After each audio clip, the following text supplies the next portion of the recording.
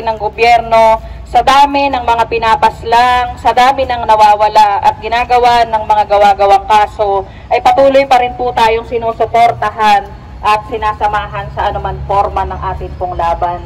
Kaya ito pong araw na ito, napakasakit pong isipin na ginugunita natin ang brutal na pagpaslang sa ating pong mga kapwa manggagawa. Ngayon naman po, para alalahanin at mas kilalanin, alalahaning muli si Kalando, tinatawagan po natin si Mami Nita Gonzaga, ang Vice Chair Emeritus ng KMU.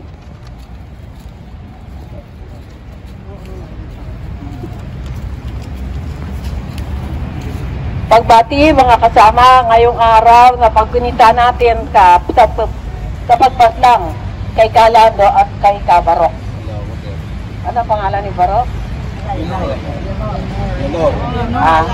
Leonor. Pero si Kabarok ay kilala namin bilang kasama na si Kabarok. Kung hindi siya namatay, hindi namin nalaman na siya ay Leonor. Basta kilala natin siya bilang Barok. Isang Barok na mabait, matapang, mapanlaban. Yan po si kasamang Barok. Una, gusto ko po ipakilala sa inyo si kasamang Leonor, si Kabarok.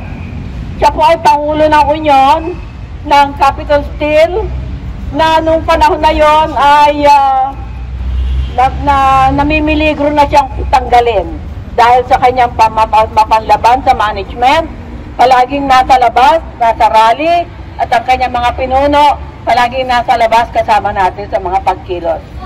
Habang mayroong pagsasamantala, habang mayroong pag-aalipista, tuloy ang laban, ng masa, tuloy ang wansa ng pag-iisa.